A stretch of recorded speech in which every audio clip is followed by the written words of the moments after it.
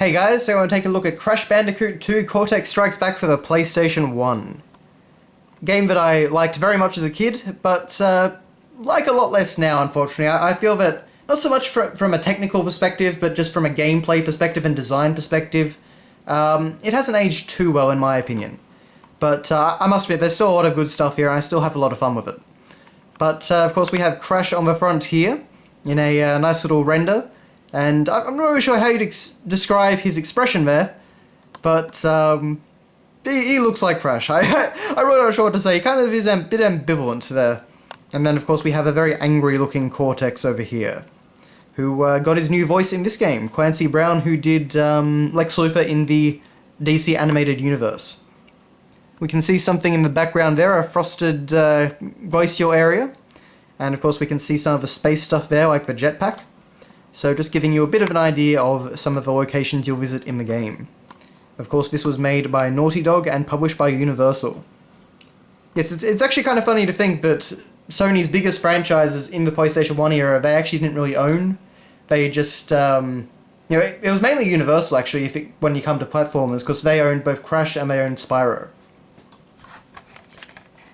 So we have Crash Bandicoot 2 Cortex Strikes Back on the side, this being a PAL game. We have a very thick spine. In America they always did really thin jewel case spines, but for whatever reason in the PAL regions we always got these really fat cases. Which I think did make them stand out a bit more at the time, but nowadays it makes it a little bit more annoying when you're stacking things up on a shelf and trying to store it all. But we have some screenshots showing off how good the game looked, and it does look very good for a PlayStation 1 title. Not quite as good as Crash Bandicoot 3, but still very good. We can see we've got Cortex standing up there. The evil Dr. Neo Cortex is back. Back out this time to save the world. And he's asking for help from his arch-nemesis Crash Bandicoot. If this is just a conniving plan to lure Crash into Cortex's next dastardly experiment, can Crash win again, or will he join Cortex's mindless zoo? Yes, certainly Cortex's plans kind of change as time goes on. But we have Crash over there, of course. We've got some more of the snowy area. They really seem to like showing bits of this area. In fact, I'm pretty sure that this entire back is almost comprised of two areas, because we've got the space area and we've got the icy area. We've got one more area just with the pink bird over there. But aside from that, it's all from space and the glacial area. I'm sorry, I can't actually remember the name of the world as such. But yes. Crash Bandicoot 2, this time he ain't joking. So there you go. Now inside here, we have of course our manual, and unfortunately it's black and white. A whole new adventure, with a very creepy render of Crash up there. I'm not exactly sure what he's looking at, and I don't think I want to know. But, so we have a little description of the story here, as you used to get of course.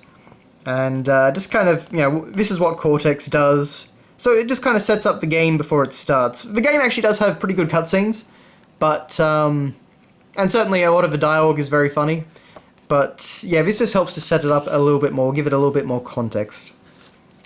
Aside from that, though, it's a very basic manual, especially for the late 90s. Just black and white, few pictures, nothing much to get excited about.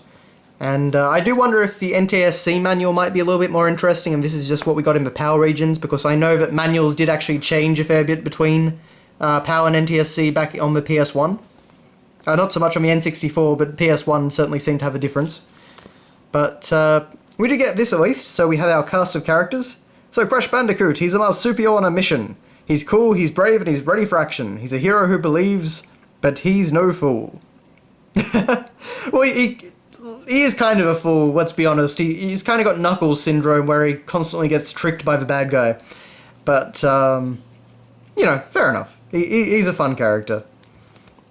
Of course, we have Dr. Engine and Coco Bandicoot, who is interesting. So Coco is the spirited younger sister of Crash and is highly intelligent. So, yes, no mention of his girlfriend from the first game, of course. She was a little bit too busty for the senses, apparently. And then we got, of course, Ripperoo, Komodo Joe, and Komodo Mo. So that's kind of cool, at least, where we get a little bit of character stuff. Tiny Tiger, Embryo. And of course some helpful hints with some enemy renders. Oh, look at the cute little turtle.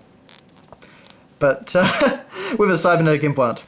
But, yeah, that's really all there is to say. Not a super exciting manual, but not too bad. On the back here, of course, we got the advertisement for the PlayStation 1 memory card, and a lot of games from this time period had that. If you look at the back of the manual for Final Fantasy VII, it actually has the exact same image, just with an image of Final Fantasy VII there instead of Crash. But, yeah, it's a funny thing to think that you had to advertise the idea of a memory card, because that was actually a very new concept at the time. You can't beat Crash 2 without it. Well, you probably can. I think they've probably got a bit more strength behind them when they say you can't beat Final Fantasy VII without it.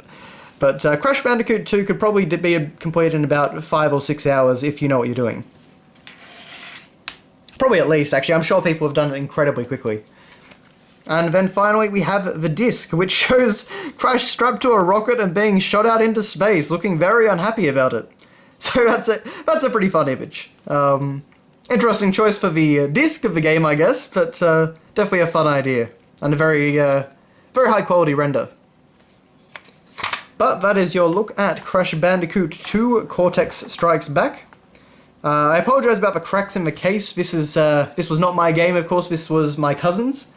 So, I don't know if it happened during transport between here and England or whatnot, but, yeah, so it's got damaged somewhere along the line anyway. But thanks for watching, guys, and I will see you next time.